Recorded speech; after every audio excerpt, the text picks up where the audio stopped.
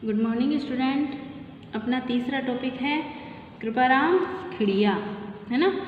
तो इनका जन्म 1743 ईस्वी में और इनकी मृत्यु 1833 ईस्वी में। अपनी 12th क्लास की हिंदी में अपन फर्स्ट चैप्टर अपनी बुक सृजन का पढ़ रहे हैं, जिसमें आपका फर्स्ट चैप्टर है संत वाणी।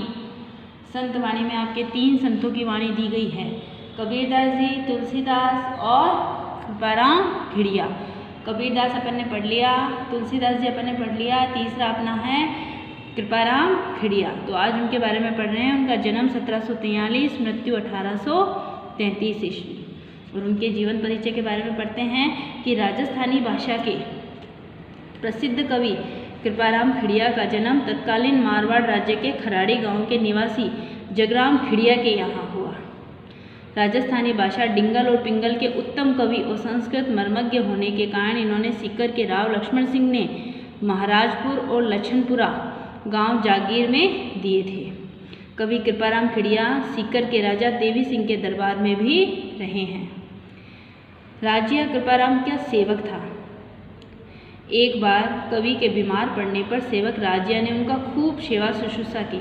सेवा यानी खूब सेवा शुश्रूषा यानी खूब मन से सेवा की, जिससे कवि बहुत प्रसन्न हुए। कोई संतान नहीं होने के कारण राजिया बहुत दुखी रहता था। राजिया के कोई संतान नहीं थी, इसलिए राजिया के इसी दुख को दूर कर उसे अमर करने हेतु कवि ने संबोधित करते हुए नीति संबंधी सोठों की रचना की, यानी ऐसे दोहे उसको सुनाए जिससे वो इस दुख से उभर जाए।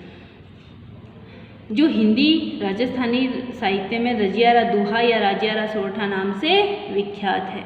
इन सोठों ने सेवक राजिया को कवि कृपाराम से भी अधिक लोकप्रिय बना दिया।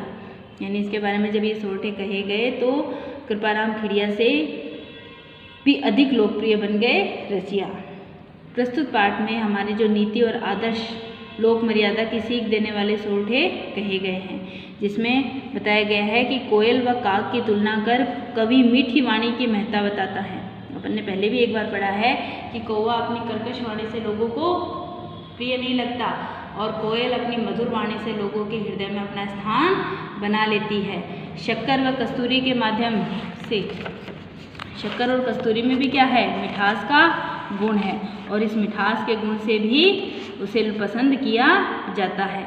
ये तुलना में गुणों में श्रेयकर बताया जाता है। दूसरों के कलह व विवाद से लोग आनंदित होते हैं। हमारा व्यवहार मतलब पर आधारित होता है। जब तक हमें किसी से मतलब होता है तब तक ही हम उससे बात करते हैं। जब हमारा मतलब निकल जाता है तो हम उसे कुछ नहीं समझते। मुख पर मधुरता और हृदय में खोट रखने वाले लोगों से आत्मीयता संभव नहीं है। जो मुख पर तो अच्छे अच्छे बोले और पीछे से बुराइयां करे, है ना। जो हितैषी वही होगा जो हमेशा सामने सत्य बोलेगा। तो जो मुख पर मिठास रखने वाले होते हैं उनसे हमें दूर ही रहना चाहिए। मैत्री निर्वाह हेतु समर्पण व सरलता जरूरी है। जब हम किसी से मित्रता रखते हैं तो उसमें हमें समर्पण की आवश्यकता है, यानी उसके लिए हम अच्छाई से अच्छाई करें। समर्पण का मतलब ये नहीं है कि एक समर्पण का मतलब होता है कि उसके सामने हम स्वयं को खोल दें। खोलने का मतलब एकदम स्वयं के बारे में स्पष्ट रख दें, ये नहीं कि उसके पीछे से कुछ बोले, सामने से कुछ बोले। जिस प्रकार श्री कृष्ण ने अर्जुन के लिए रथ हाँकने तक का काम कर लिया। जब मित्रता थी तो उन्होंने उसका सारथी भी बनना स्वीकार कर लिया, यानी अपने मित्र की अच्छाई के लिए, उसकी भलाई के लिए हम कुछ भी कर सकें। आजकल हिम्मत की ही कीमत है। हिम्मत रखिए रहित व्यक्ति, यानी जिसमें हिम्मत नहीं है, वो एक रद्दी कागज के समान समझा जाता है। तो अब हम स्टार्ट करते हैं हमारा चैप्टर, यानी दोहे, राजियारा सोठा के दोहे। पहला हमारा है उपजावे अनुराग कोयल मन हर्षित करे। उपजावे अनुराग यानी हमारे हृदय में अनुराग यानी प्रेम को उपजाती है। उपजाना मतलब पैदा करना। उपजावे अनुराग कोयल मन हर्षित करे, यानी अनुराग को पैदा करती है कोयल। क्यों? क्योंकि वो अपनी वाणी से मधुरता को बनाती है। तो उपजावे अनुराग कोयल मन हर्षित करे, कड़वो लागे काग रास नारा गुण राजिया। कवि कृपाराम खिड़िया कहते हैं कि जो कोयल है वो अपनी मधुर बोली से हृदय में प्रेम उत्पन्न करती है और उसकी बोली सुनकर मन प्रसन्न हो जाता है। कोयल मन हर्षित करे, उसकी वाणी से मन प्रसन्न हो जाता है। हर्षित यानी प्रसन्न होना, तो उसकी वाणी से मन प्रसन्न हो जाता है। और कड़वो लागे काग, कौवा हमें कड़वा लगता है। क्यों? क्योंकि उसकी वाणी कठोर है, इसलिए कौवा अपनी वाणी से कटुवर्ष यानी कर्कश बोली से सबको बुरा लगता है, और यही वाणी का प्रभाव है। रसनारा गुण राजिया, यानी कवि कृपाराम खिड़िया कहते हैं कि हे राजिया, ये वाणी का ही प्रभाव है कि एक कौवा है वो तो अपनी वाणी से सबको कर्कश लगता है, कठोर लगता है, और एक कोयल है वही अपनी वाणी से सबके मन में प्रेम उत्पन्न करती है और सबके मन को प्रसन्न करती है। उपजावे अनुराग, मन में प्रेम उत्पन्न करती है। कोयल मन हर्षित करे, कोयल मन को प्रसन्न करती है। कड़वो लागे काग, और वही एक तरफ कौवा है जो कड़वा लगता है। रसनारा गुण राजिया, यही वाणी के गुण है, यानी जो मधुर वाणी है, कोमल वाणी है, वो सबके मन को प्रसन्न करती है और सबके मन में प्रेम उत्पन्न करती है। और ऐसे ही कौवा है जो अपनी कर्कश वाणी से सबको कठोर लगता है और कड़वा लगता है, और सबके मन को कठोर लगने के कारण क्या होता है, पसंद नहीं आता, बुरा लगता है। हम कौवे को देखते ही पत्थर मार देते हैं। तो यही वाणी का प्रभाव है। काली घनी कुरूप कस्तूरी कांटा तुले, शक्कर बड़ी स्वरूप रोड़ा तुले राजिया।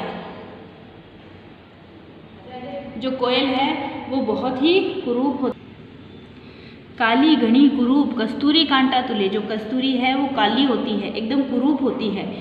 कस्तूरी कांटा तुले, लेकिन फिर भी जो कस्तूरी है वो क्या है, कांटों से तोली जाती है। कांटा किसे कहते हैं? कांटा वो होते हैं जिससे सोना चांदी तोला जाता है ना। तो वो इतनी बहुमूल्य है कि उसको कांटों से तोला जाता है। काली घनी, एकदम काली है, कुरूप भी होती है, वो देखने में सुंदर नहीं होती, एकदम कुरूप होती है, परंतु वो इतने मूल्यवान होती है कि उसे सोना चांदी तोलने के तराजू से तोला जाता है। और एक वही शक्कर है, शक्कर बड़ी स्वरूप रोड़ा तुले राजिया, लेकिन एक वही शक्कर होती है जो देखने में बहुत सफ़ेद और सुंदर होती है, लेकिन उसे पत्थरों के टुकड़े जिसे अपन बाट कहते हैं उनसे तोला जाता है। कारण यही है कि कस्तूरी की जो सुगंध है वो मूल्यवान, उसे मूल्यवान बना देती है, इसलिए उसे रूप पर ध्यान नहीं दिया जाता। यानी यहाँ क्या बताया गया है कि महत्व गुणों का है, ना कि सुंदरता का। यानी सुंदरता महत्व नहीं रखती है, मूल्यवान होते हैं गुण, गुणों में जो बढ़कर है उसी का मूल्य अधिक होता है, सुंदरता का कोई मोल नहीं है। समझ गए? काली घनी कुरूप, काली है एकदम, सुंदरता नहीं है, बिल्कुल काली है, एकदम कुरूप है, लेकिन फिर भी जो कस्तूरी है वो सोने चांदी के बाटों से यानी सोने चांदी के कांटों से तोली जाती है। और वही शक्कर बहुत सुंदर होती है, एकदम सफ़ेद सुंदर है, लेकिन फिर भी उसे पत्थरों के बाट से तोला जाता है। तो इसकी उपयोगिता क्या है कि मूल्यवान गुण होते हैं, ना कि सुंदरता। यहाँ गुणों का मूल्य बताया गया है। सौंदर्य की अपेक्षा गुण क्या है, श्रेष्ठ है। समझ गए? आगे देखो, डूंगर जलती लाए जोवे सारो ही जगत, पर जलती निज पाए रति न सूझे राजिया।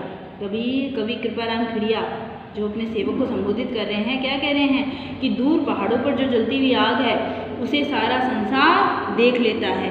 पर्वत पर जलती आग को सारा संसार बड़े आराम से देखता है ना, आनंद से देख लेते हैं, किंतु वही अपने पैरों में लगी हुई आग हमें तनिक भी दिखाई नहीं देती। यानी इसका भाव क्या है, डूंगर जलती लाए, डूंगरों पर यानी सामने पहाड़ों पर जलती आग को सब देखते हैं, जोवे सारो ही जगत, जो यानी देखना, उसे सारा ही संसार देखता है, पर जलती निज पाए, लेकिन अपने पैरों में जलती आग रति न सूझे, एक रति मतलब जरा सी भी, बिल्कुल भी नहीं दिखाई देती है। तो इसका मतलब क्या है, इसका मतलब है यानी इसका भाव यह है कि दूसरों की कलह को हम, दूसरों के विवाद को यानी दूसरों की समस्याओं को यानी दूसरों की निंदा को, दूसरों की बुराइयों को सारा संसार देखता है, परंतु अपनी निंदा यानी अपनी बुराइयां, अपने अंदर जो कमियां हैं उसे रति भर भी यानी बिल्कुल भी इंसान नहीं देख पाता है। दूसरों की कमियों का वो सारे दिन बखान करता है, दूसरों की बुराइयों का बखान करके वो आनंद लेता है, लेकिन अपने अंदर की कमियों को, अपने अंदर की बुराइयों को वो तनिक भी नहीं देखता है। यानी इसका मतलब क्या है कि अपने घर की कलह है, दूसरों की कला में हम बहुत आनंद आते हैं, लेकिन अपनी कला को हम नहीं देख पाते। इसका मतलब है कि हमें स्वयं के अंदर की कमियों को दूर करना चाहिए, दूसरों की बुराइयों का बखान न करके स्वयं की कमियों पर ध्यान देना चाहिए। आ गया? मतलब ली मनवार चुपके लावे चूरमो, मतलब ली मनवार चुपके लावे चूरमो, बिन मतलब मनवार राम न पावे राजिया। कृपाराम खिड़िया क्या कहते हैं, मतलब री मनवार यानी कवि कृपाराम खिड़िया कहते हैं कि इस संसार में सभी अपने स्वार्थ सिद्धि में ध्यान रखते हैं, व्यवहार अपने स्वार्थ सिद्धि के आधार पर ही करते हैं, जिससे हमारा स्वार्थ सिद्ध हो रहा है। मतलब यानी स्वार्थ, मनवार मतलब री मनवार, जब हमारा किसी से मतलब होता है तब हम उसकी मनवार यानी उसकी बहुत खुशामद करते हैं। चुपके लावे चूरमे, उसको चुपके चुपके चूरमा खिलाते हैं यानी मीठी वस्तुएं भोग लगाते हैं, है ना। बिन मतलब री मनवार, लेकिन बिना किसी से मतलब के, जब हमारा किसी से कोई मतलब सिद्ध नहीं होता है। राव न पावे राजिया, कोई उसे एक राबड़ी का पानी भी नहीं पिलाता। तो यहाँ चूरमे को उच्चता का और राबड़ी को निम्नता का स्थान दिया गया है कि जिससे मतलब होता है उसे तो हम घी का चूरमा खिलाते हैं, लेकिन जिससे मतलब नहीं होता है उसे एक राबड़ी का खट्टा पानी भी नहीं पिलाते।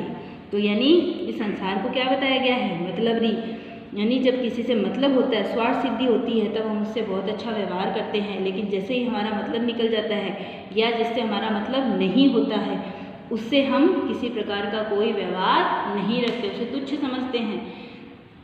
एक कहावत आपने सुनी होगी, है ना, कि जब आवश्यकता होती है तो गधे को भी बाप बना लेते हैं, है ना। तो वही ये समाज की जो मनुष्य है, दशा है, उसके लिए कवि कृपाराम खिड़िया कहते हैं कि ये मनुष्य का स्वभाव है कि जब किसी से मतलब होता है तो उसकी बहुत ही मनवार की जाती है, चुपके चुपके उसको चूरमा खिलाया जाता है, लेकिन जैसे ही मतलब सिद्ध होता है या किसी से मतलब नहीं होता है उसे हम राबड़ी का एक तुच्छ पानी भी नहीं पूछते हैं।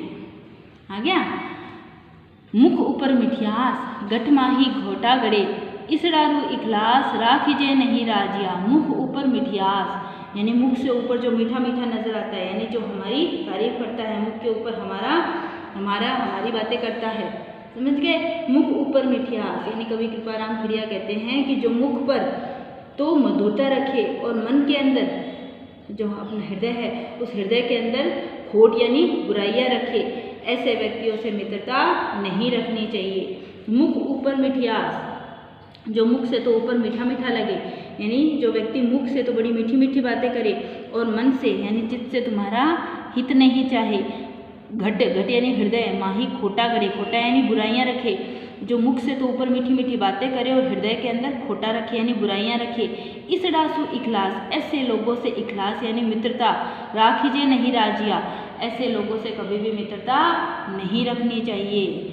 यानी जो ऊपर से मीठी मीठी बातें करे और मन के अंदर बुराई रखे, ऐसे जो लोग हैं उन लोगों से हमें मित्रता का भाव नहीं रखना चाहिए, क्योंकि वो कभी भी हमारे हितैषी नहीं हो सकते हैं।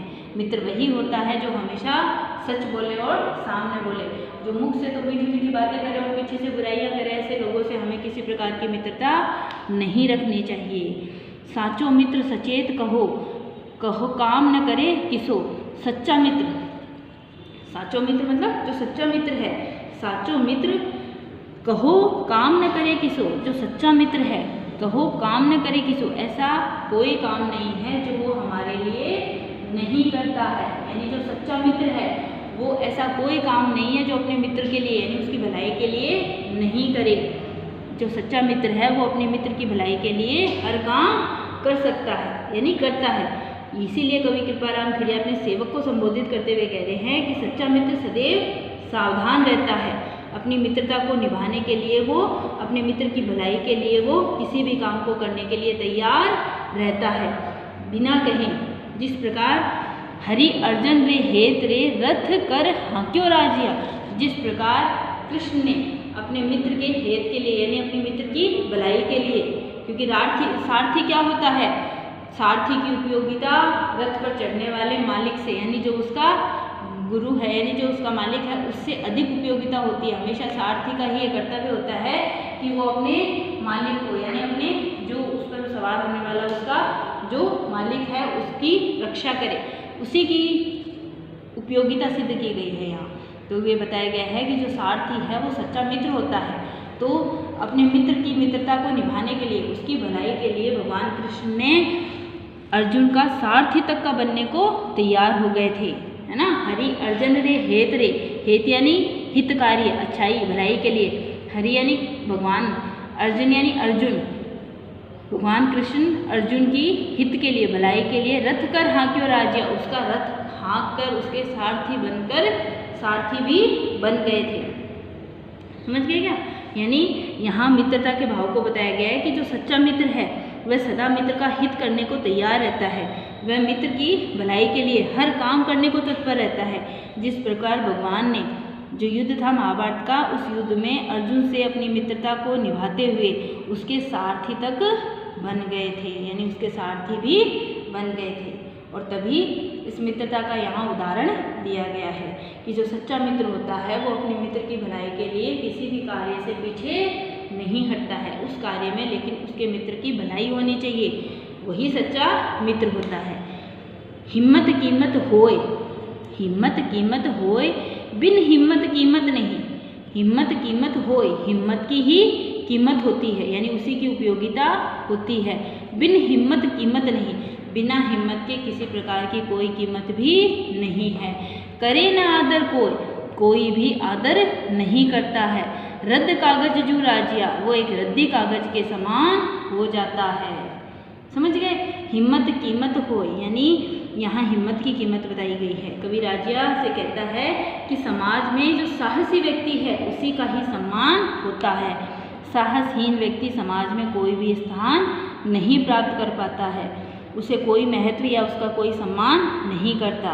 उसकी स्थिति कैसी होती है? करे ना आदर कोई, उसका कोई भी आदर नहीं करता है। रद्द कागज जू राजिया, वो एक रद्दी कागज के समान होता है, यानी समझा जाता है। तो समझ गए? कवि कृपाराम खेड़िया किसको संबोधित करते हुए कह रहे हैं? राजिया को, कि जीवन में हिम्मत की ही कीमत है, बिना हिम्मत के व्यक्ति की कोई कीमत नहीं रहती। हिम्मत रहित व्यक्ति है, उसका कोई भी आदर नहीं करता, उसे एक रद्दी कागज के समान समझा जाता है, उसकी समाज में उपेक्षा ही होती है। साहसी व्यक्ति ही, क्यों? क्योंकि हम देखते हैं साहस की क्या उपयोगिता है। जब साहस होगा तो हम किसी भी समस्या का सामना कर सकते हैं। जिसमें हिम्मत ही नहीं है वो अपने जीवन में आने वाली समस्याओं का भी सामना नहीं कर सकता। इसलिए समाज में हिम्मत की ही कीमत है। जो हिम्मत रखता है उसी व्यक्ति की यहाँ साहस या उसकी उपयोगिता बताई गई है। समाज में उसी व्यक्ति का आदर सम्मान होता है जिसमें हिम्मत है, जो अपनी बात को रख सकता है। जो अपनी बात को रखेगा लोग उसी का सम्मान करेंगे। आगे आपको ये समझ में, ये है आपका चैप्टर, फर्स्ट चैप्टर था संतवाणी। आपकी जो रीडर बुक है सृजन, उसका फर्स्ट चैप्टर है संतवाणी, वो अपना यहाँ पूरा हो गया है। पहला कबीरदास जी था, दूसरा तुलसीदास और तीसरा था कवि कृपाराम खेड़िया यानी राजिया सोठा। तो ये 3 टॉपिक आपके पूरे हो गए हैं। अब आपको इसके क्वेश्चन आंसर करने हैं।